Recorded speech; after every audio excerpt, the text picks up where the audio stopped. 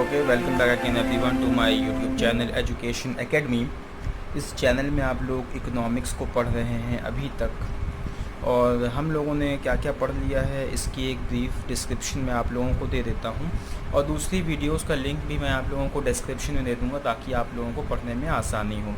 तो अभी तक हम लोगों ने chapter number 4 elasticity of demand में टाइप्स ऑफ इलास्टिसिटी पढ़ लिया था, कितने प्रकार की होती हैं, और उसके अलावा प्राइस इलास्टिसिटी ऑफ डिमांड में हम लोगों ने 5 तरह की इलास्टिसिटी और 3 तरह के मेथड्स जो होते हैं कैलकुलेट करने के लिए प्राइस इलास्टिसिटी ऑफ डिमांड को पूरा पढ़ लिया था। अब एक आखिरी टॉपिक इसका बचा हुआ है प्राइस इलास्टिसिटी ऑफ डिमांड का, वो है factors affecting price elasticity of demand. यानी कि प्राइस इलास्टिसिटी ऑफ डिमांड को कौन कौन से फैक्टर्स अफेक्ट करते हैं या किन चीज़ों का असर पड़ता है, या फिर आप लोग ऐसे कह लीजिए कि जो किन्हीं चीज़ों की डिमांड इलास्टिक होती है, किन्हीं चीज़ों की डिमांड इन इलास्टिक होती है। तो ऐसा क्यों होता है, क्यों ऐसा होता है कि कुछ चीज़ों की डिमांड इलास्टिक और कुछ चीज़ों की डिमांड इन इलास्टिक होती है। तो इसी सवाल का जवाब हम लोग इस छोटी सी वीडियो में देखने वाले हैं। ज़्यादा टिपिकल चीज़ नहीं है, आसानी से समझ में आने वाली है, और इस वीडियो को मैं बहुत ही शॉर्ट रखूँगा। अगर आप लोगों को कोई कन्फ्यूजन होगा प्लीज़ कमेंट्स में पूछना। और इस सब्जेक्ट में और इस पर्टिकुलर आखिरी टॉपिक में आगे बढ़ने से पहले छोटी सी रिक्वेस्ट है यार, वीडियो को देखने के बाद लाइक कर दिया करो अगर अच्छी लगे तो ऑफ कोर्स, और चैनल को सब्सक्राइब कर देना, और वीडियो को शेयर करना मत भूलना अपने फ्रेंड्स के बीच में, बिकॉज जिस किसी की भी ज़रूरत हो इस वक्त यही कोशिश है कि फ्री ऑफ कॉस्ट सबको बेहतर से बेहतर एजुकेशन मिल सके। चलो चलते हैं। Factors affecting price elasticity of demand में पहला है नेचर ऑफ द कमोडिटी। तो कमोडिटी देखो, जो डिमांड की इलास्टिसिटी होती है ना, जो इलास्टिसिटी ऑफ डिमांड होती है वो हमेशा किसी न किसी गुड्स की होती है, किसी न किसी कमोडिटी की होती है। तो यहाँ पर उसकी इलास्टिसिटी किसी भी कमोडिटी की डिपेंड करती है उसी कमोडिटी के नेचर की तरफ। नेचर का मतलब यहाँ पर ये हो गया कि उस कमोडिटी का नेचर नेसेसिटी वाला है या फिर लग्जरियस नेचर है। नेसेसिटी में ये आ जाता है जितनी चीज़ें हमारे लिए ज़रूरी हैं या बहुत ही नेसेसरी हैं, जैसे हमारे रोज़मर्रा के इस्तेमाल के में खाने पीने के इस्तेमाल में आने वाली चीज़ें हो गई, घर में इस्तेमाल होने वाली एलपीजी हो गई, गैस हो गई, ठीक है, पेट्रोल हो गया जो हम लोगों के लिए बहुत ज़रूरी है, और इस तरह की बहुत सी चीज़ें, जैसे सॉल्ट हो गया, खाने में इस्तेमाल होने वाला नमक, खाना ही हो गया, खाने पीने के तमाम सामान हो गए। तो ये सब चीज़ें नेसेसिटी होती हैं, तो इनकी डिमांड इन इलास्टिक होती है। तो प्राइस के घटने या बढ़ने पर इनकी डिमांड में कोई ख़ास चेंज नहीं आता है।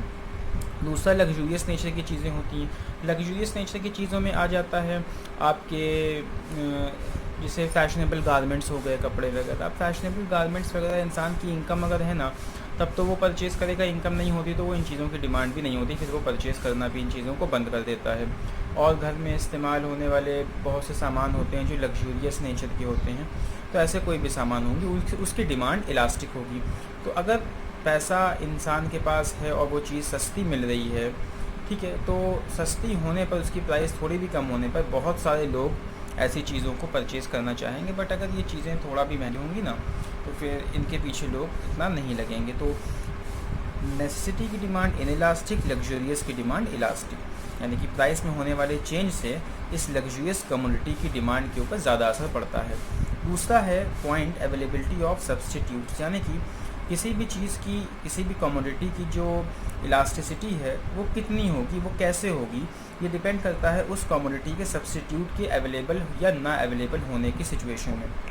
अब सपोज़ कर लीजिए कोई ऐसी चीज़ है जिसका कोई सब्सटीट्यूट अवेलेबल नहीं है, यानी कि उस चीज़ की जगह पर हम किसी और चीज़ को परचेज़ नहीं कर सकते, उसी चीज़ को परचेज़ करना पड़ेगा। तो ऐसी चीज़ों की डिमांड इनइलास्टिक होगी जिनके सब्सटीट्यूट अवेलेबल नहीं होते हैं। जैसे एग्जांपल के तौर पर पेट्रोल ही है, पेट्रोल का कोई सब्सटीट्यूट अवेलेबल नहीं है, ठीक है, तो पेट्रोल की डिमांड इनइलास्टिक होगी। ऑन दी अदर हैंड अगर कोई ऐसी कमोडिटी है जिसके क्लोज सब्सटीट्यूट्स पहले से ही मौजूद हैं, तो ऐसी चीज़ों की डिमांड जो होगी वो इलास्टिक होगी।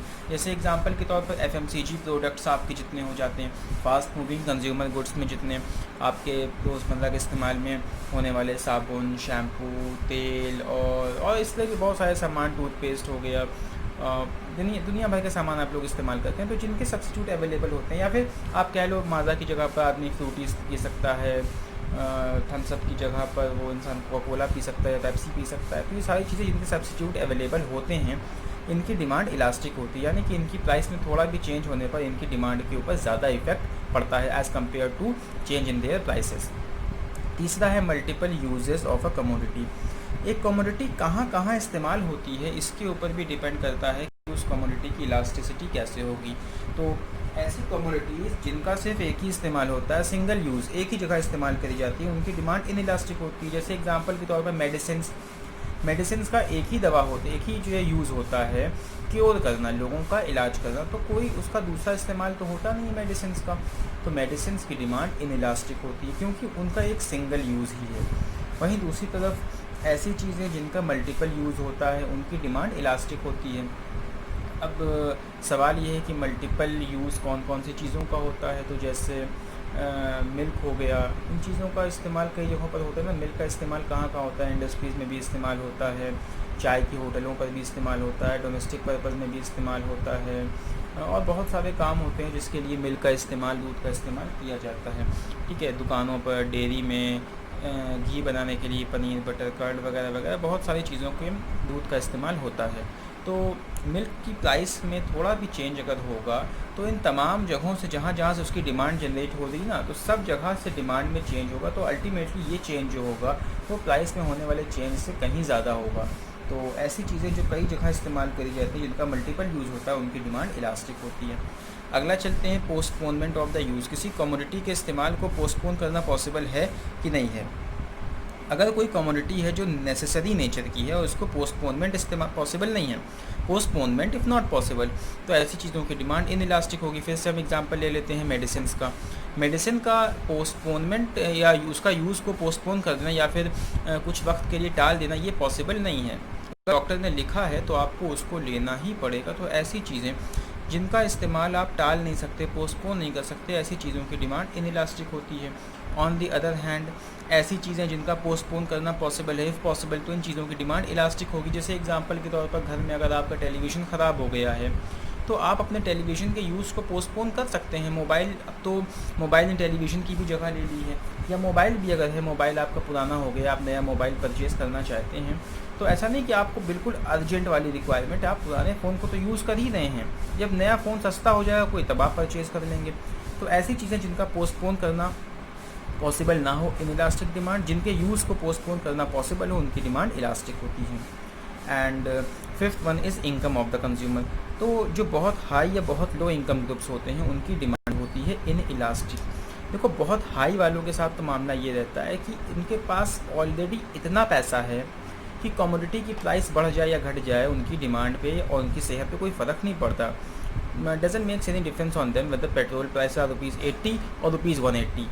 भाई, जिसके पास बहुत ज़्यादा पैसा है उसके लिए उसकी सेहत पे क्या फ़र्क है। अब बहुत लो इनकम ग्रुप्स आ जाते हैं।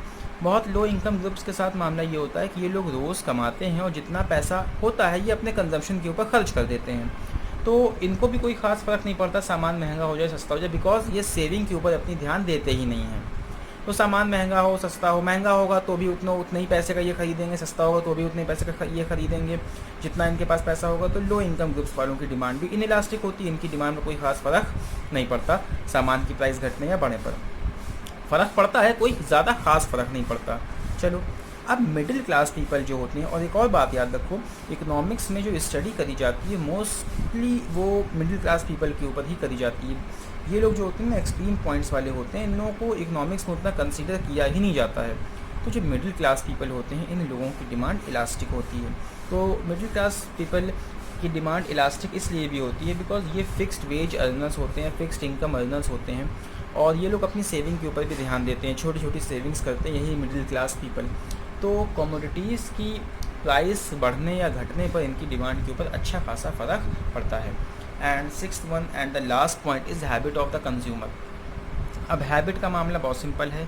अगर कस्टमर किसी चीज़ का हैबिचुअल है, उसको हैबिट पड़ी हुई है, सिगरेट, शराब या फिर किसी तरह का वो कोई पान मसाला वगैरह चबाता है, तो इस सिचुएशन में क्योंकि वो हैबिचुअल है तो वो उस कमोडिटी को परचेज़ करेगा ही करेगा, चाहे उस कमोडिटी की प्राइस बढ़ जाए, चाहे उस कमोडिटी की प्राइस घट जाए, उसके लिए कोई ख़ास फ़र्क उस सिचुएशन में नहीं पड़ेगा। मगर अगर कस्टमर किसी पर्टिकुलर कमोडिटी के लिए हैबिचुअल नहीं है तो उस कमोडिटी की डिमांड इलास्टिक होगी।